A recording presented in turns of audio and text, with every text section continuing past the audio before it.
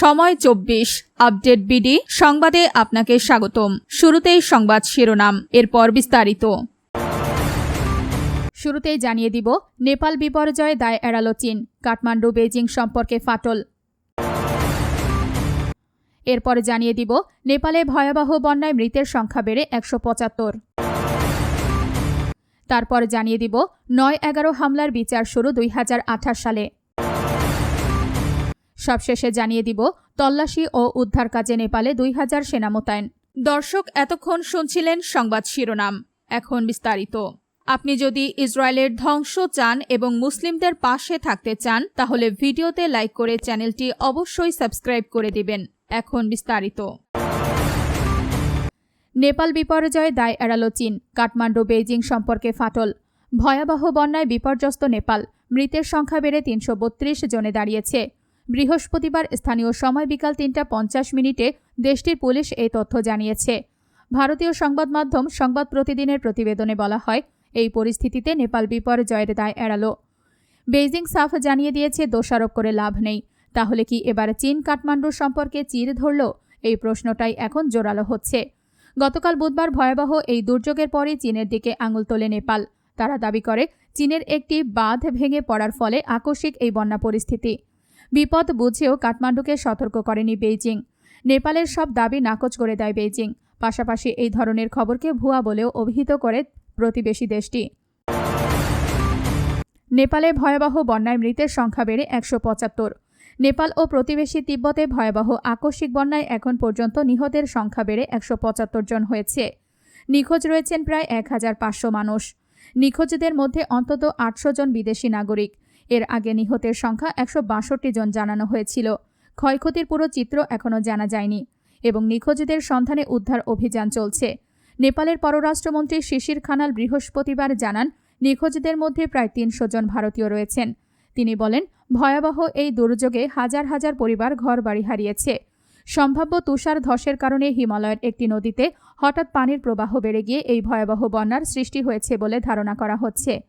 বন্যার পানি কাদা, পাথর ও ধ্বংস অবশেষ নিয়ে নেপাল ও তিব্বতের বিভিন্ন এলাকায় ছড়িয়ে পড়ে। নেপাল ও তিব্বতের সীমান্তে থাকা জিরং বন্দর প্রথম দিকেই বন্যার পানিতে ক্ষতিগ্রস্ত হয়। পরে পানির স্রোত নিচের দিকে ছড়িয়ে পড়ে এবং বিভিন্ন জনপদ প্লাবিত হয়। বন্যায় অনেক ঘরবাড়ি ও স্থাপনা ভেসে গেছে। নেপালের বিভিন্ন এলাকায় সড়ক, সেতু ও জলবিদ্যুৎ প্রকল্প ব্যাপক ক্ষতিগ্রস্ত হয়েছে। এতে যোগাযোগ ও যাতায়াতও ব্যাহত হয়েছে। ৯-১১ হামলার বিচার শুরু 2018 সালে। ঘটনার 27 বছর পর অবশেষে শুরু হতে যাচ্ছে ৯-১১ হামলার বিচার।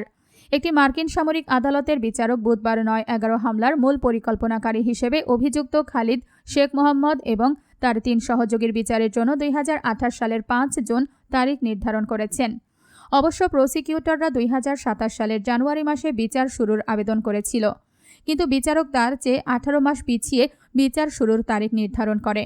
বিচারক বিমান বাহিনীর লেফটেন্যান্ট কর্নেল মাইকেল এ শ্রামা তার আদেশে লিখেছেন, বিচার শুরুর আগের বিরোধগুলো মেটাতে এই অতিরিক্ত সময়ের প্রয়োজন, যার আগে বিচারে কোন দেশ কোন তথ্য প্রমাণ উপস্থাপন করা যাবে তা নিয়ে মতদ্বৈততাও রয়েছে মার্কিন সামরিক বাহিনী এবং একের পর এক আসা পরবর্তী সরকারগুলো। আমেরিকার ইতিহাসের অন্যতম ভয়াবহ এই হামলার পরিকল্পনাকারীকে বিচারের মুখোমুখি করতে 2 দশকেরও বেশি সময় ধরে লড়াই করেছে।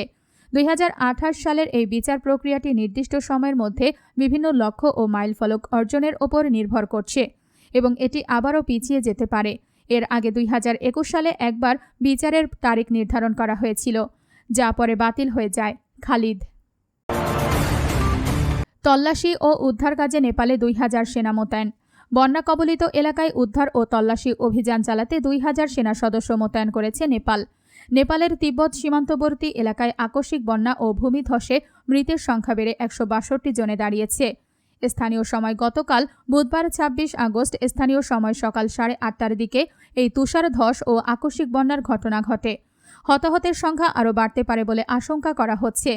এখনও নিখোঁজ রয়েছেন আরও 400 জন। নিখোঁজ 341 জন বিদেশি নাগরিকের বেশিরভাগই ভারতীয় বলে জানিয়েছে কর্তৃপক্ষ। নেপাল সেনাবাহিনীর মুখপাত্র ব্রিগেডিয়ার জেনারেল রাজরাম বাসনেট বিবিসিকে জানান, সবচেয়ে বেশি ক্ষতিগ্রস্ত রাসুয়া ও নুয়াকোট জেলায় সেনাদের মোতায়েন করা হয়েছে। তিনি বলেন, এখন পর্যন্ত বন্যায় আটকে পড়া 97 জনকে উদ্ধার করেছে সেনাবাহিনী। তাদের মধ্যে 3 জন ত্রিশূলী ও জলবিদ্যুৎ প্রকল্পের একটি টানেলে আটকা পড়েছিলেন। এদিকে উদ্ধার ও তল্লাশি কাজে নেপাল পুলিশ এবং সশস্ত্র পুলিশ বাহিনীর সদস্যরাও কাজ করছেন।